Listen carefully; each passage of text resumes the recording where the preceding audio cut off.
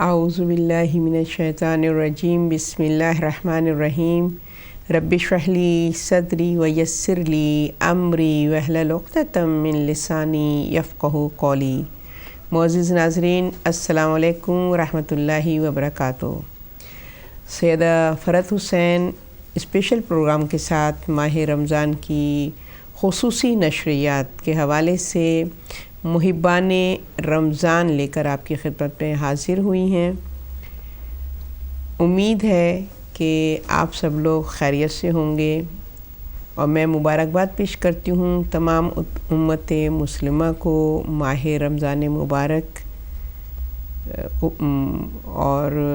دعا کرتی ہوں کہ پالنے والے چہردہ معصومین کے صدقے میں تمام روزہ داروں کی اس عبادت میں اخلاص پیدا کرے، اور تمام روزہ داروں کی عبادتوں کو اپنی بارگاہ میں قبول اور مقبول فرمائے۔ ہمیں توفیق دے کہ ہم اس ماہ مبارک کی ایک ایک ساعت کو بہترین طریقے سے درک کرتے ہوئے گزاریں، اور اپنے دامن میں اس بابرکت مہینے کی برکات کو سمیٹیں۔ حتی الامکان کوشش کریں کہ جتنا ہو سکے اپنی عبادات میں اخلاص پیدا کریں، جتنا ہو سکے معرفت رب کے ساتھ اپنی عبادتوں کو ادا کریں، اور انشاءاللہ انہی چیزوں کو مد نظر رکھتے ہوئے محبان رمضان میں جس موضوع کا میں نے انتخاب کیا ہے، جو میں سمجھتی ہوں کہ میری اپنی ذات کے لیے یہ بہت ہی اہم موضوع ہے اور اس کی طرف مجھے متوجہ ہونا چاہیے، تو میں نے سوچا کیوں نہ آپ کے ساتھ شیئر کیا جائے تاکہ آپ لوگ بھی اس موضوع سے استفادہ حاصل کریں اور اپنے اندر ایک بہترین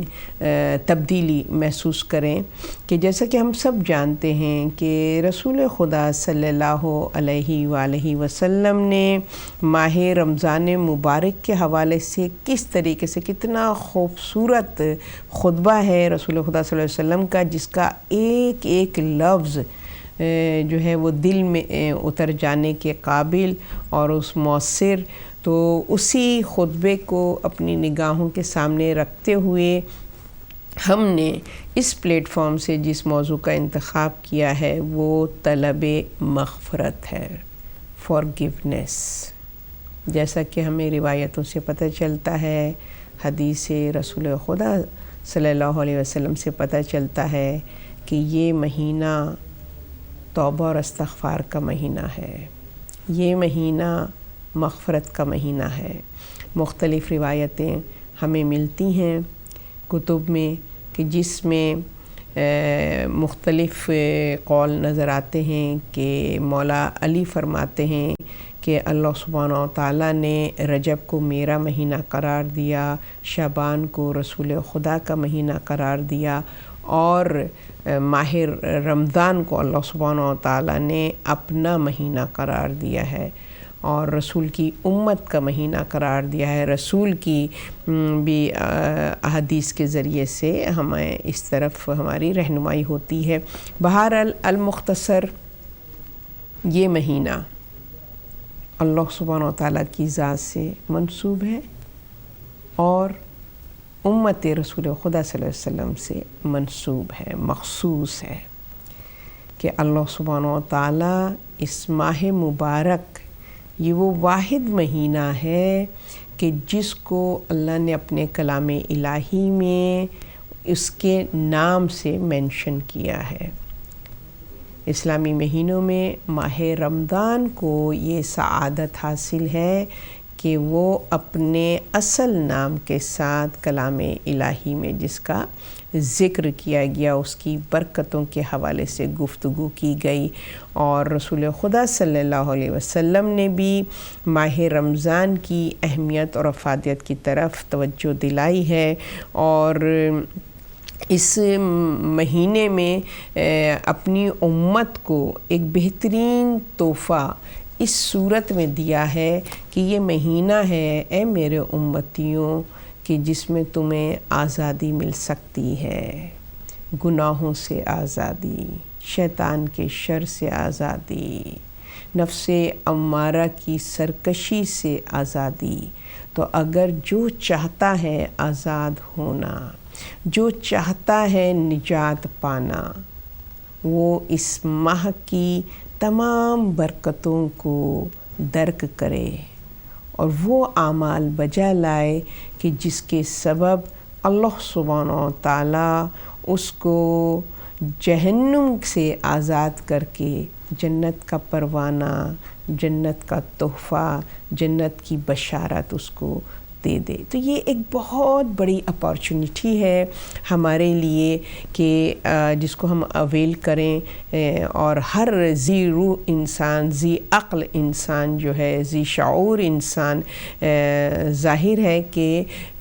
इस अपॉर्चुनिटी को ज़ाया नहीं करेगा, उससे मैक्सिमम बेनिफिट्स हासिल करने की कोशिश करेंगे। लिहाजा हमारी भी यही कोशिश है कि हम जो हैं वो जो मौज़ू मैंने अभी अर्ज़ किया कि टॉपिक है तलब मग़फ़िरत, तमाम इबादतों से अफ़ज़ल तरीन इबादत अल्लाह सुब्हानहू ताला के हुज़ूर तवज्जो, उसकी बारगाह में दस्ते सवाल बुलंद करना। अल्लाह इस इबादत को तमाम इबादतों का महासिल करार देता है कि अगर इंसान अल्लाह के हुज़ूर दस्ते सवाल बुलंद करता है, तलब हाजत, तलब मग़फ़िरत, और जब तलब हाजत की बात आती है तो सबसे अहम और इम्पॉर्टेंट हाजत जो इंसान के लिए होनी चाहिए वो है अपनी सरकशी पर, अल्लाह की नाफरमानी पर अल्लाह सुब्हानहू ताला से मग़फ़िरत तलब करना, क्योंकि इंसान ख़ताओं का पुतला है, इंसान जो है वो सरकश है, इंसान बहुत जल्दी अपने रब को भुला देता है। लिहाजा इंसान को शदीद ज़रूरत है तमाम दुआओं से अफ़ज़ल तरीन, तमाम तलब से अफ़ज़ल तरीन तलब जो है वो मग़फ़िरत की है कि अल्लाह सुब्हानहू ताला हमारी नाफरमानियों पर सरज़निश ना करे, हमारे पर अज़ाब नाजिल ना करे, बल्कि हमारी कोताहियों को, हमारी नाफरमानियों को, हमारे गुनाहों को बख्श दे, माफ़ कर दे। अगर वो ये तौफ़ीक़ हमें अता कर दे कि हम अपने आप को अल्लाह की नाफरमानी से बचा सकें, तो समझें कि तलब मग़फ़िरत का जो नतीजा है, जो समर है इस अमल के बजा लाने से, वो हमें तौफ़ीक़ की सूरत में मिल जाएगा कि हमारे अंदर रियलाइज़ेशन हो कि हम हैं नाफरमान हैं, हम ख़ताकार हैं, हमारे बुक ऑफ एक्शन में गुनाहों का बोझ है। लिहाजा ज़रूरत है कि हम अपने रब से रुजू करें, क्योंकि और कोई राह निजात नहीं है कि जब तक कि हम अल्लाह कुल्ले शाइन क़दीर की तरफ मुतवज्जे होकर उससे उन तौफ़ीक़ात की तमन्ना करें कि पालने वाले सबसे पहले तो जो अब तक ख़ताएँ हो गई हों उनको हमारी माफ़ कर दे, और फिर उसके बाद हमें वो तौफ़ीक़ अता कर कि हम इन ख़ताओं को, इन कोताहियों को, इन गलतियों को, इन गुनाहों को दोबारा रिपीट ना करें। और हकीकतन माह रमज़ान की ये साआतें, उसका ये असर है कि हम देखिए, अगर अपनी रूटीन को, हम ज़िंदगी को देखें तो जितनी बेदारी और जितनी अवेयरनेस, जितना फोकस्ड हमारे रब की तरफ होता है वो माह रमज़ान में होता है। और महीनों में और अय्याम में हम रिलैक्स हो जाते हैं, मगर समहाउ किसका क्या लेवल है, किसका क्या तरीक़ा ज़िंदगी है, मगर ये कि हाँ, रमज़ान का महीना जो है बहुत से भटके हुए लोगों को उस सही रास्ते की तरफ मुतवज्जे करता है। तो کچھ نہ کرتے ہوئے بھی، یعنی کہ ابھی عمل کی منزل پر آئے نہیں ہیں، کچھ نہ کرتے ہوئے بھی ماہ رمضان کے حوالے سے یہ ہمارے اندر شعور اور آگہی ہوتا ہے رمضان آ رہا ہے، لہٰذا بھئی روزے تو ہم نے رکھنے ہیں۔ اور کتنے افراد ایسے ہیں کہ جو پنجگانہ نمازی نہیں ہیں مگر روزے وہ پابندی سے رکھتے ہیں، اور کتنے افراد ایسے ہیں کہ جو کہ ماہ رمضان میں اپنے روٹین کو چینج کر لیتے ہیں، اگر کوئی میوزک سنتا ہے تو وہ اوائڈ کرتا ہے کہ رمضان کے مہینے میں ذرا اللہ سبحانہ و تعالیٰ کی عبادت میں اخلاص پیدا کیا جائے۔ تو روزہ دار ہونے سے پہلے ہی اس ماہ رمضان کی برکتوں سے انسان جو ہے وہ آگاہی حاصل کرنے لگتا ہے۔ آپ لوگ ضرور میری اس بات پر ایگری کریں گے کہ یہ اس ماہ کی کچھ کہنا چاہیے سحر ہے، اس ماہ کی کوئی فضیلت ہے کہ انسان جو ہے وہ تھوڑا سا بیدار ہونے لگتا ہے۔ اب کون کس لیول پر بیدار ہوتا ہے یہ ہر ایک کا اپنا اپنا معیار ایمان ہے کہ کون کس حد تک اس ماہ کی ساعتوں سے مستفید ہوتا ہے، مگر یہ تو ہے کہ اس ماہ میں انسان جو ہے وہ متوجہ ضرور ہو جاتا ہے اور حتی الامکان کوشش کرتا ہے اپنی اصلاح کرنے کی اور وہ اعمال بجا لانے کی کہ جو جن کی وجہ سے ہمارے جو گناہ ہیں وہ دھل جائیں اور ہمارا شمار اللہ کے عبادت گزار اور مخلص بندوں میں ہو سکے۔ تو ہر کوئی حتی الامکان کوشش کرتا ہے۔ تو جیسا کہ رسول خدا صلی اللہ علیہ وآلہ وسلم نے ماہ رمضان کے حوالے سے فرمایا کہ رمضان کو اس لیے رمضان کہا جاتا ہے کہ چونکہ یہ گناہوں کو جلا دیتا ہے اور گناہوں کو معاف کر دیتا ہے، یعنی اس ماہ رمضان کی فضا اور اس ماہ رمضان کے ایام شب و روز میں وہ برکتیں ہیں، وہ سعادتیں ہیں، وہ پاور ہے کہ اگر ہم ان شبوں کو اور ان ایام کو گزاریں تو اللہ سبحانہ و تعالیٰ اس ماہ رمضان کی برکت سے ہمارے گناہوں کو جلا دیتا ہے۔ اور بہت سی روایتوں میں ہم کو ملتا ہے کہ جس میں معصومین نے رسول خدا صلی اللہ علیہ وسلم کی حدیثوں کو کوٹ کر کے فرمایا کہ ماہ رمضان کی فضیلتوں میں سے ایک فضیلت یہ ہے کہ انسان جب اس کو درک کرتا ہے، اس کی ساعتوں کو، اس کے شب و روز کو شیئر کرتا ہے اپنی زندگی میں، تو وہ بالکل اس طریقے سے اس میں اس ماہ میں وہ فضیلت اور برکت ہے کہ حقیقتاً اگر ہم ان ایام کو درک کریں تو مولا فرماتے ہیں کہ وہ انسان بالکل ایسا ہی ہوگا کہ جیسے کہ وہ ابھی شکم مادر سے نکلا ہے، اور جب شکم مادر سے انسان نکلتا ہے تو بے گناہ ہوتا ہے، اس کا وہ بے گناہ ہوتا ہے۔ تو اسی طریقے سے جو ماہ رمضان کو درک کر کے اور اپنے بک آف ایکشن کی طرف متوجہ ہو، اپنے اعمال نامے کی طرف متوجہ ہو، تو بے اختیار جو پہلا ریئیکشن ہوگا انسان کا وہ ہوگا ندامت۔ ٹھیک ہے نا؟ سب سے پہلے اگر ہم جیسے کہ چاند رات آئی، ہم نے ارادہ کیا کہ انشاءاللہ کل سے ہم نے روزہ رکھنا ہے، تو ہم فوکسڈ ہیں، یعنی کہ ہماری اب یہ نہیں کہ ہم اور دنیاوی چیزوں میں مصروف ہیں، وہ ٹائم نکل گیا وہ پتہ نہیں چلا، نہیں، ہم لوگ پراپر طریقے سے اس میں فوکسڈ ہیں۔ تو ہم اہتمام کرتے ہیں کہ اچھا بھائی کل روزہ رکھنا ہے تو سحری کرنی ہے، اور اس کے حوالے سے ہمیں رہتا ہے اچھا اب رمضان ہے تو ہمیں قرآن کی تلاوت کرنی ہے، اور اپنی روٹین کو ہم جو ہیں وہ ایک بیلنس طریقے سے اپنی روٹین کو سیٹ کرتے ہیں۔ تو یہ کیسے ہوتا ہے؟ ظاہر ہے کہ الرٹ ہوتے ہیں، رمضان میں ہم فوکسڈ ہوتے ہیں، اور یہی فوکسڈ ہم چاہیں تو سارا سال ہم کر سکتے ہیں، مگر بہرحال یہ ہماری بدقسمتی ہے کہ ہم سارا سال جو ہیں وہ ریلیکس رہتے ہیں، مگر اس میں بھی اللہ کی بلیسنگ ہے کہ اس نے ایک مہینہ ایسا ہم کو دے دیا ہے کہ جو انسان نہ مطلب کہ کتنا بھی اپنی روٹین میں وہ ہوتا ہے، مگر ایک مہینے میں وہ کم از کم ٹریک پہ واپس آ جاتا ہے۔ تو آپ دیکھیں کہ کیسے چاند رات سے، بلکہ اس سے پہلے ہی سے ہم لوگوں کی پریپریشن جو جسمانی اعتبار سے ہے وہ تو شروع ہو جاتی ہے، مگر یہ کہ روحانی اعتبار سے بھی ہم وہ ٹائم ٹیبل اور اس کے ایگزیکٹ نماز کا ٹائم اور سحر کا ٹائم اور افطار کا ٹائم، اس کی طرف ہم جو ہے پلاننگ کرتے ہیں، یعنی کہ خود اپنے اس عمل سے بتاتے ہیں کہ ہمارے اندر یہ سعادتیں ہیں، ہمارے اندر یہ صلاحیتیں ہیں، مگر ہم خود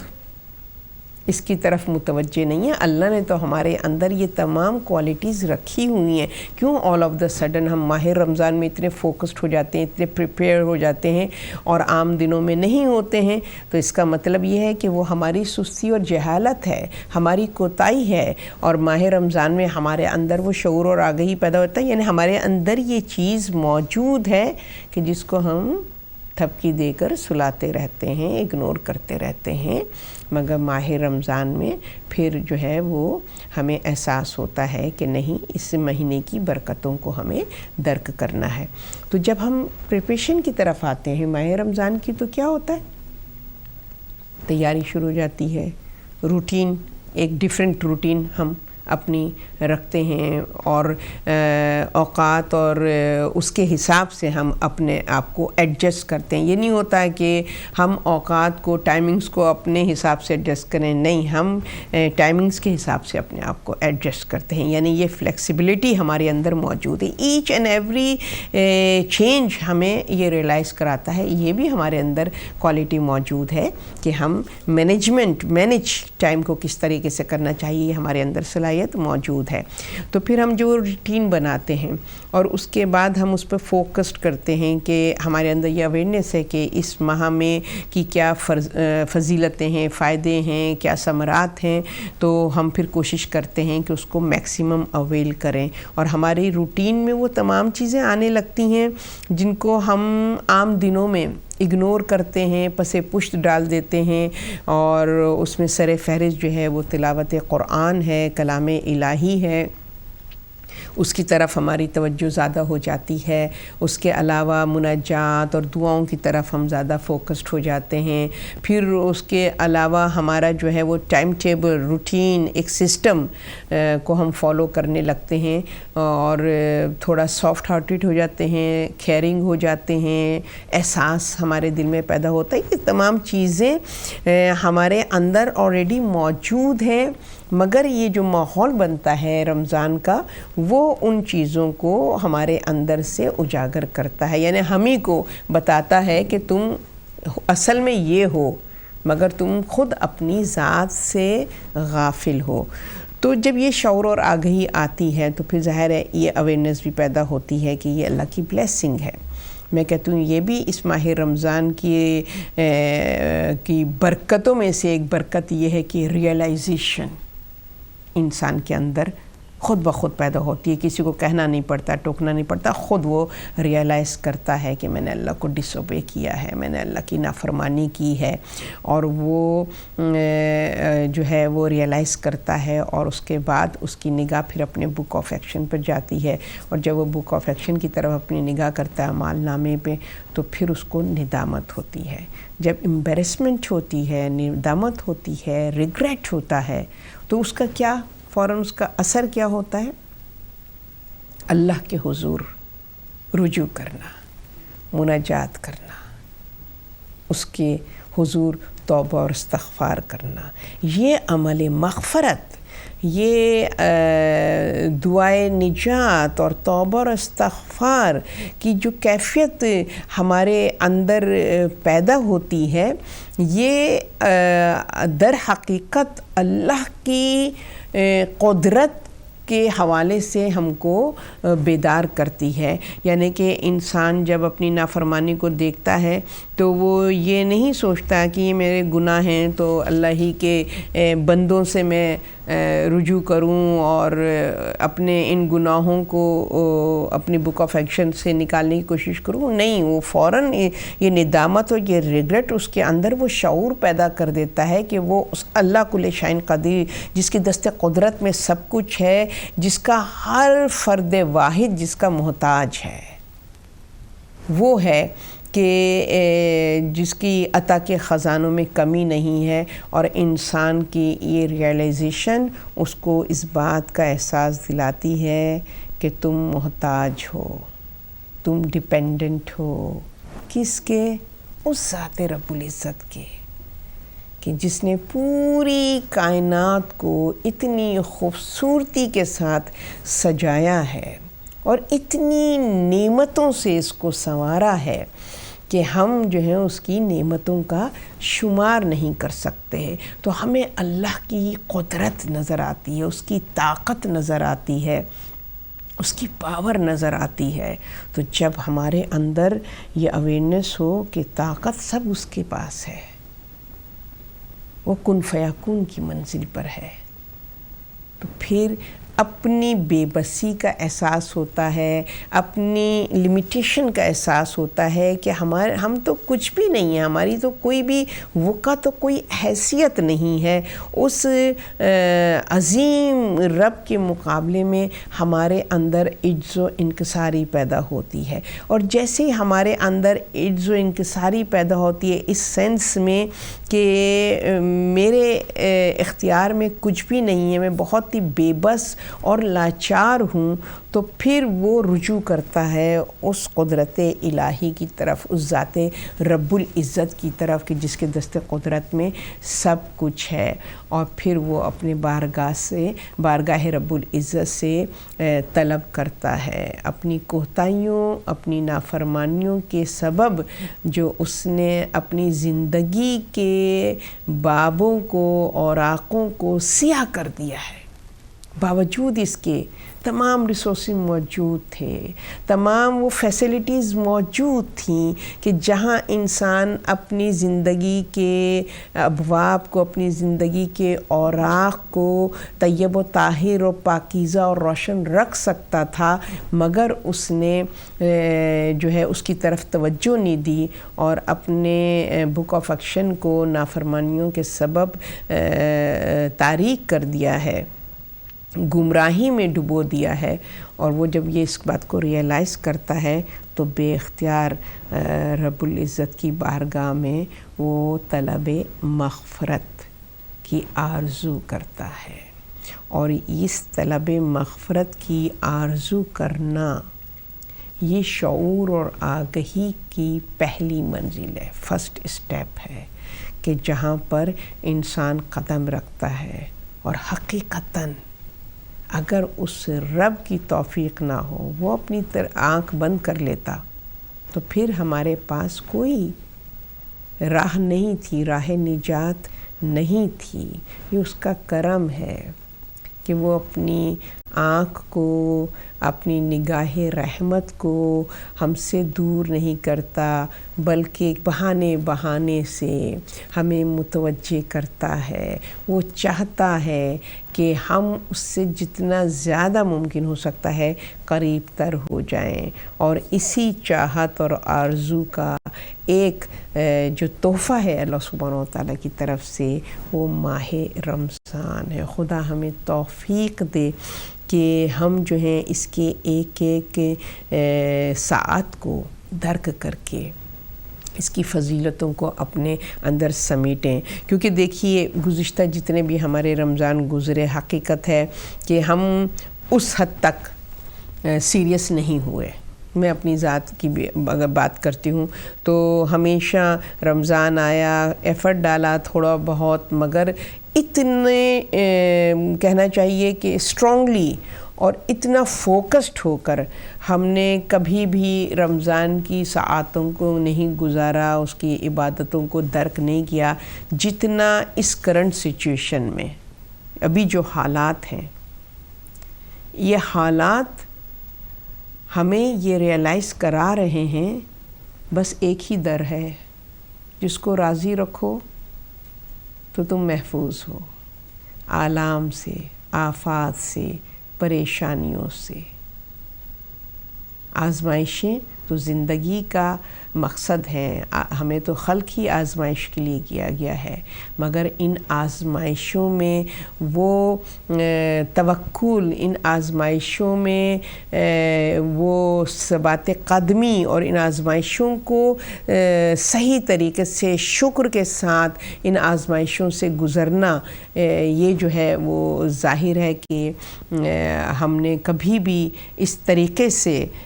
نہیں چیزوں کو دیکھا تھا جو اب پوری انسانیت میں بالخصوص صاحبان ایمان میں جو اویئرنس آ رہی ہے، جو ان کے اندر شعور اور آگہی آ رہی ہے، وہ ان حالات کے سبب ہے۔ حقیقت ہے اگر حالات نارمل ہوتے تو یہ رمضان بھی ہمارا حسب عادت ویسے ہی گزرتا کہ ایک آیا، روزے رکھے، افطار پارٹیز کیں اور انجوائے کیا ایچ اینڈ ایوری مومنٹ کو، اور رمضان چلا گیا، کچھ دامن میں تھوڑی بہت برکتیں سمٹی بھی اور کچھ ایسے ہی عادتاً روزے رکھ کے ہم نے گزار دیے۔ مگر ابھی جو سچویشن ہے، ابھی جو حالات ہیں کہ پوری انوائرمنٹ، ایک پورا ماحول جو ہے وہ تھوڑا سنسیئرٹی کی طرف، اخلاص کی طرف متوجہ ہے، خوف کے ذریعے ہی صحیح، وحشت اور دہشت کے ذریعے ہی صحیح کہ حالات اس طرح کے اگلے لمحے کی خبر نہیں ہے کہ کیا ہونے والا ہے، ایک لمحے کا بھی ہمیں نہیں پتہ ہے۔ جس طریقے سے اس وقت موت کا بازار گرم ہے، حالانکہ موت جو ہے وہ ایک حقیقت ہے اور برحق ہے، مگر اتنی زیادہ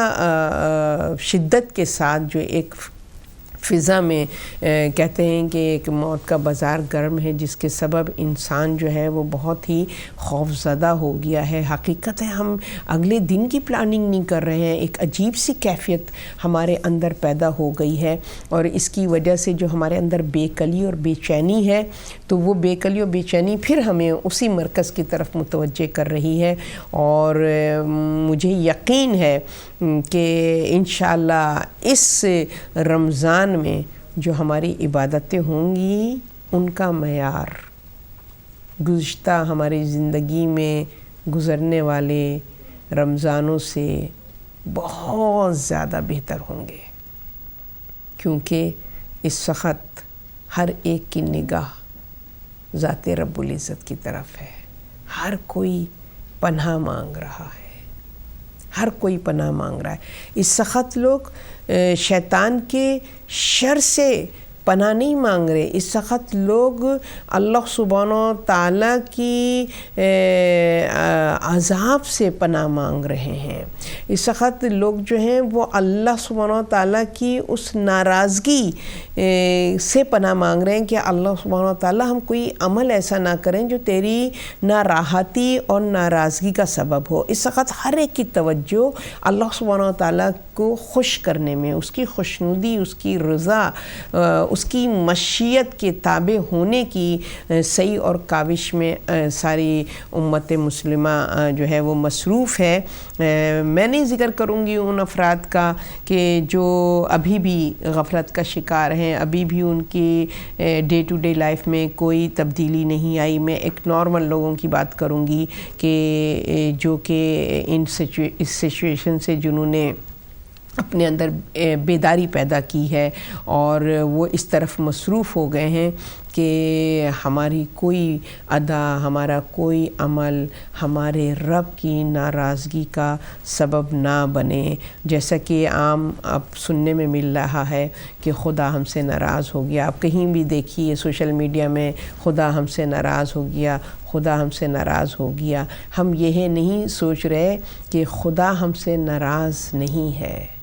بلکہ ہم خدا سے غافل ہیں۔ اس سبب سے جو ہے ہم جب دور ہو جائیں گے،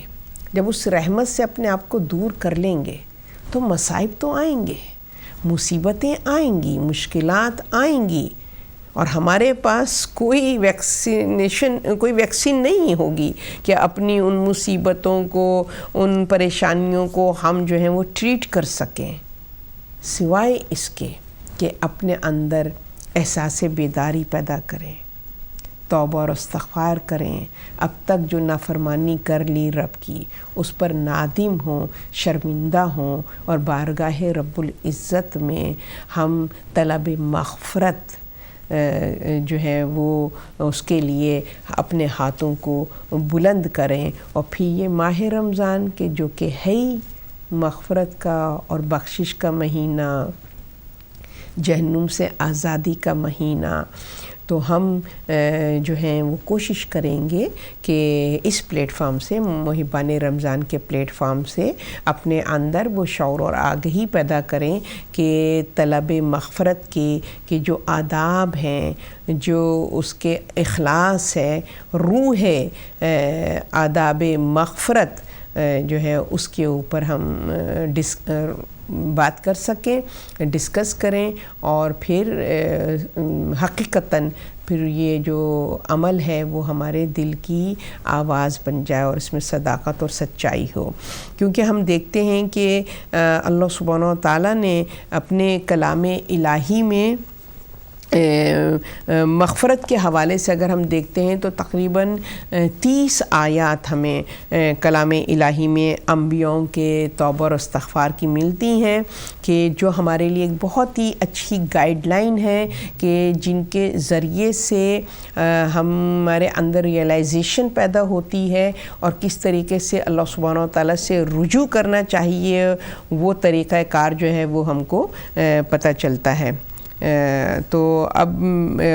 اس کے لیے ہم جو ہے انشاءاللہ آج جس دعا کو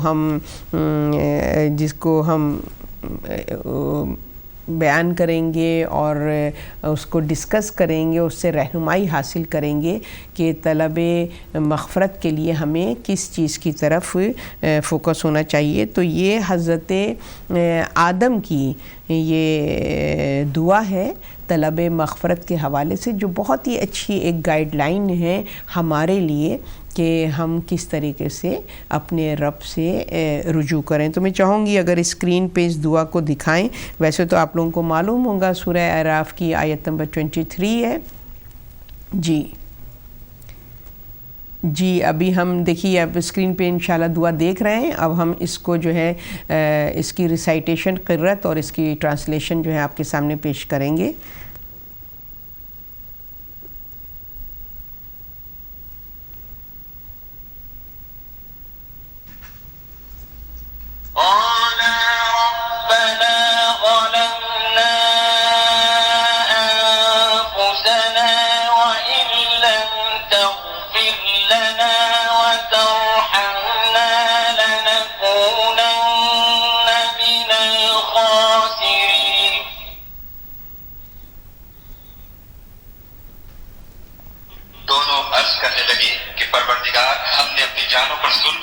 اور اگر تو ہمیں نہیں بخشے گا اور ہم پر رحم نہیں کرے گا تو ہم تباہ ہو جائیں گے.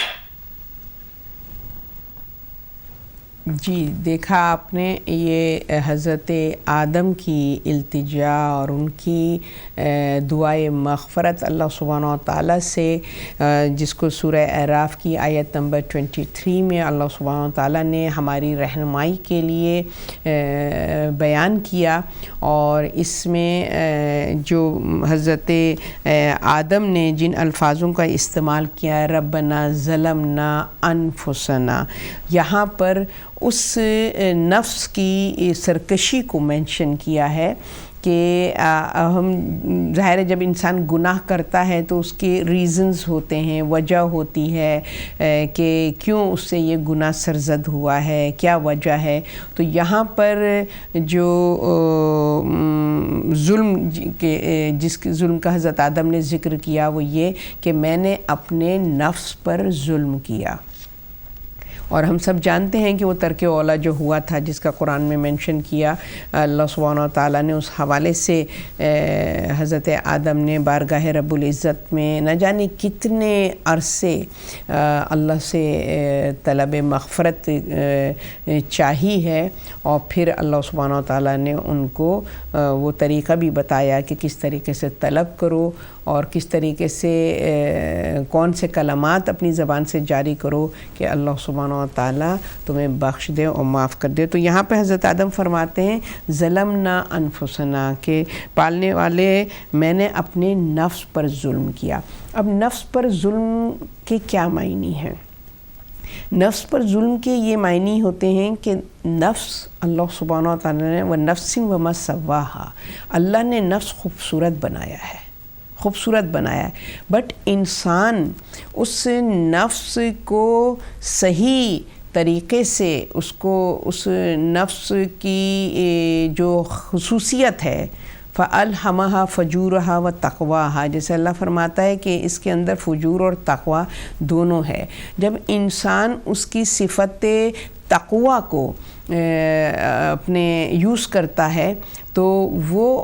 اپنے نفس پر احسان کرتا ہے، یعنی کہ اس کے ساتھ نیکی کرتا ہے۔ مگر جب انسان صفت فجور کو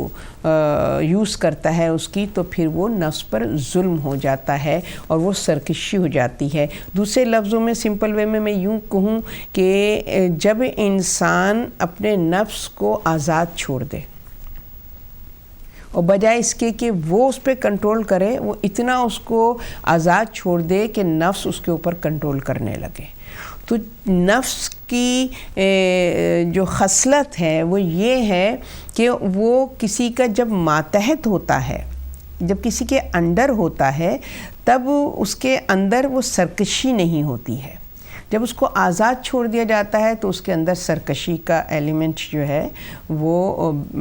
پیدا ہو جاتا ہے، اور اس کی وجہ سے وہ اللہ کو ڈس اوبے کرتا ہے اور نافرمانی کرتا ہے، اس سے غلط کام ہوتے ہیں۔ تو اللہ سبحانہ و تعالیٰ کا نفس بڑا خوبصورت ہے کہ اگر یہ اشرف المخلوقات، یہ انسان کے جس کو ہم نے ہدایت کی، جس کو ہم نے اشرف المخلوقات بنایا، جس کے اوپر ہم نے کتاب نازل کی، انبیاء و مرسلین کو بھیجا، اس کو پوری ہم نے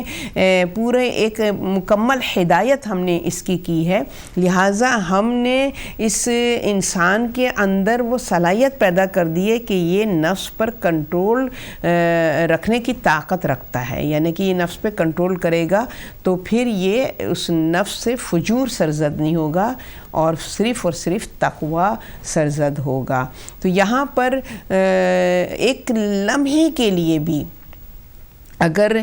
نفس کو تھوڑا سا اپنی گائیڈنس سے ذرا سا کہتے ہیں غافل کر دیا اگر ہم نے، تو وہ فوراً ہی نفس جو ہے وہ کسی نہ کسی انفلوئنسڈ میں آ کر اور وہ اللہ کی نافرمانی کی طرف رجوع کرنے لگتا ہے کہ اور جہاں بھی نفس کے اوپر ہمارا کنٹرول تھوڑا سا بھی لوز ہوتا ہے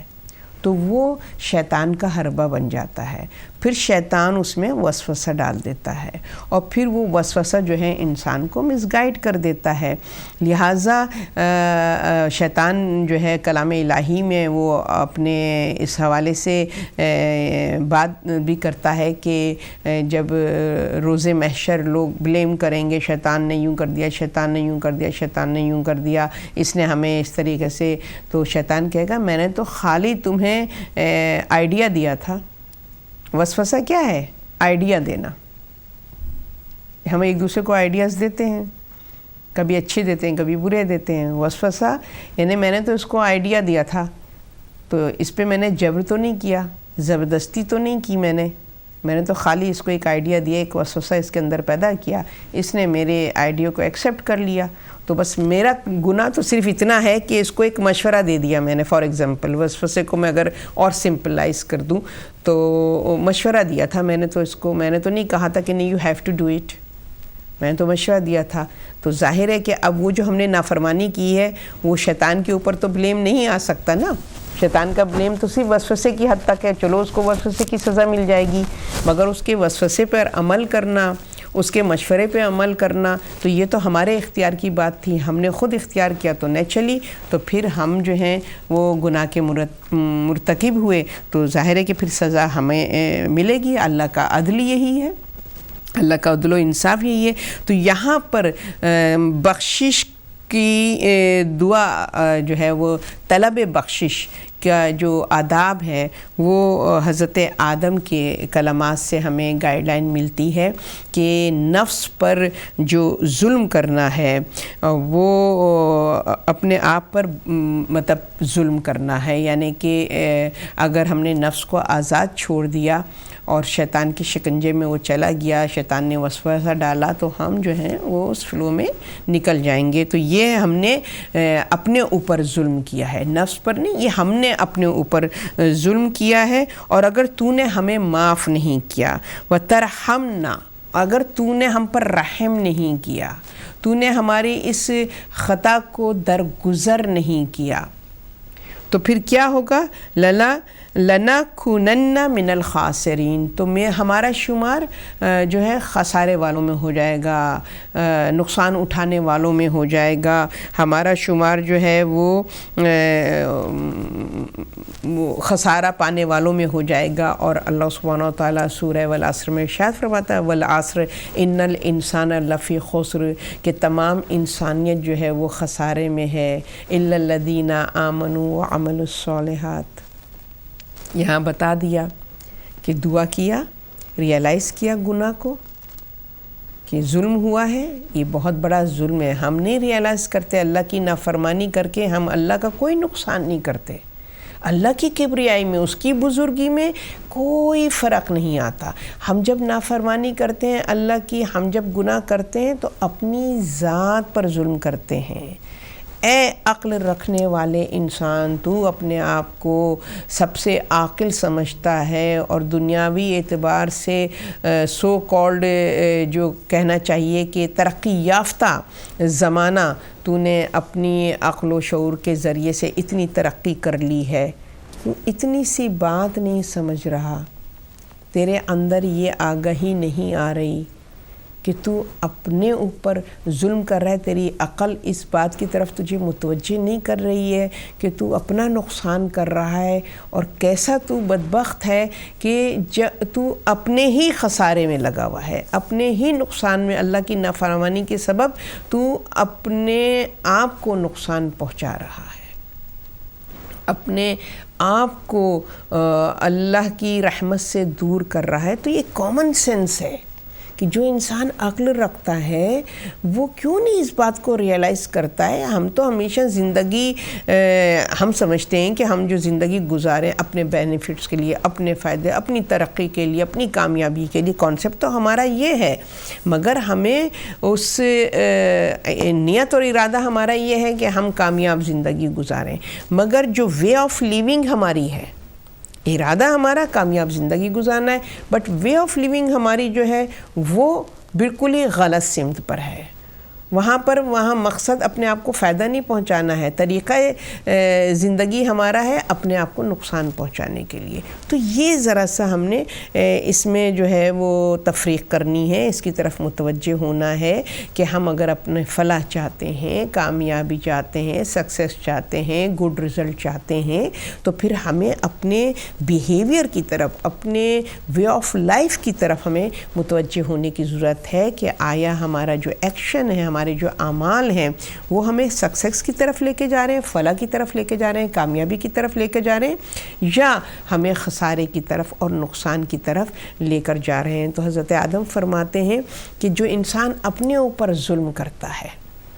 اپنے نفس پر ظلم کرتا ہے، اپنے اوپر ظلم کرتا ہے، تو وہ اپنے آپ کو اللہ کی رحمت سے دور کر دیتا ہے۔ اتنا سمپل یہ سنٹنس ہے، یہ ہر ایک کی سمجھ میں آ جانا چاہیے اس آیت کے معنی و مطالب، کہ انسان اپنے اوپر ظلم کرتا ہے نفس کی سرکشی کے سبب۔ جب نفس کو وہ آزاد چھوڑ دیتا ہے تو وہ اپنے اوپر ظلم کرتا ہے، اور اس ظلم کے سبب نقصان کیا ہوتا ہے؟ اپنے آپ کو اللہ کی رحمت سے دور کر دیتا ہے۔ اور جب انسان اللہ کی رحمت سے دور ہو جاتا ہے تو پھر اس کے پاس خسارہ ہی خسارہ ہے۔ ظاہر ہے کہ جو اللہ سے اپنے آپ کو دور کر لے گا تو پھر اس کے پاس کیا بچے گا؟ خالی دامن۔ صرف اور صرف اپنے گناہوں کی سزا، نافرمانی کی سزا کے علاوہ انسان کے پاس کچھ نہیں ہوگا۔ تو ہمیں یہ ریئلائز کرنا چاہیے کہ اپنے اوپر ظلم کر کے اللہ فرماتا ہے پوری انسانیت خسارے میں ہے، اور اس خسارے سے اپنے آپ کو کیسے بچانا ہے؟ ریئلائزیشن کے ذریعے سے۔ کس طریقے سے؟